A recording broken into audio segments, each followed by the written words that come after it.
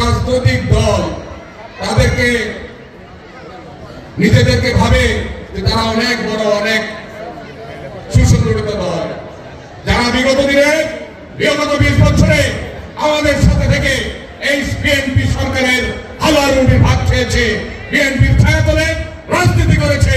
আজকে তারা এই বৈষম্য বিরোধী আন্দোলনে গত 17 বছরে যারা ঘর থেকে বের হতে পারে নাই, যারা কোনো মিছিল করতে পারে নাই, তাদের বড় বড় তাদের আমির, তাদের মহাসচিব সহ অনেক নেতাকে ফাঁসি দেওয়ার পরও সারা বাংলাদেশে একটি মিছিল করতে পারে নাই তারা। সেই সংগঠনকে আজকে বিএনপিকে খোঁচা মারে, বিভিন্ন জায়গায় ফেসবুকে খোঁচাখুচি করে আমাদের সাথে, আমাদের কি করে বলে বিয়ে এক জালেন গেছে আর এক দল মাইতাছে, সেই কি জানি বলে তারা। আরে জালেন তো বাংলাদেশে তোমরা স্বাধীনতা বিরোধী, তোমাদেরকে দেশের মানুষ চিনে। এই বৈষম্য বিরোধী 5 তারিখের আন্দোলনের পরে আমরা কি দেখতে পাচ্ছি? তোমরা কখনো বলো জাতীয় সঙ্গীত চেঞ্জ করবা, কখনো বলো সংবিধান চেঞ্জ করবা, কখনো বলো এটা করবা, কখনো বলো সেটা করবা। বাংলাদেশের জনগণকে তোমাদেরকে সব পরিবর্তন করার ক্ষমতা দিয়েছে। বাংলাদেশের জনগণ তোমাদের সাথে নাই। তোমাদের ভোট মাত্র 2 থেকে 3%, 2-3% ভোট নিয়ে এত লাফালাফি করো না।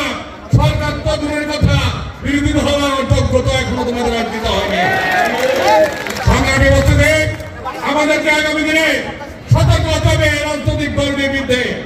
তারা বিভিন্ন জায়গায় বিরুদ্ধে কথা বলছে। আমি তাদেরকে অনুরোধ করবো যে আপনারা গত 20 বছর বিএনপির সাথে ছিলেন, আমরা লড়াই সংগ্রামে আমরা বলবো আপনারাও ছিলেন। এই লড়াই সংগ্রাম সফল হয়েছে।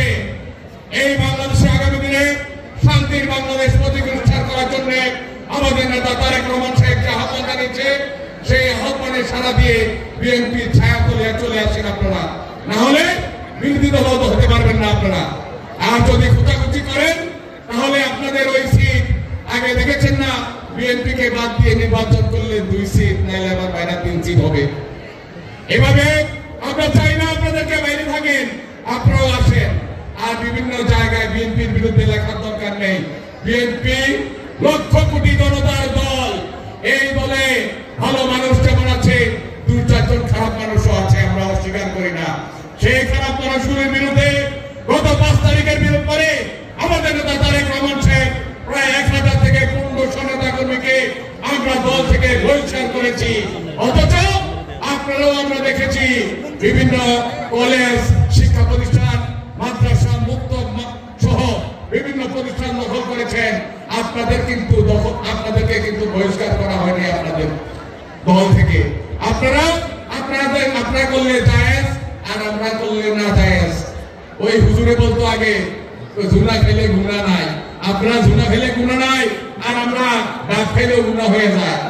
সংগ্রামী বস্তুতে আজকে যারা উপস্থিত আছেন, আমরা সকলেই এই যুগের যে ফেসবুক, এই ফেসবুক সবার অ্যাকাউন্ট আছে, সবাই ফেসবুকে লক্ষ্য করবেন বিভিন্ন জায়গায় যে সকল জমাতিরা আমাদের বিরুদ্ধে বিভিন্ন অপপ্রচার করে, আজকে ছাত্র দলের নেতা এটা করেছে, কালকে যুব দলের নেতা এটা করেছে, এগুলো সম্পূর্ণ মিথ্যা।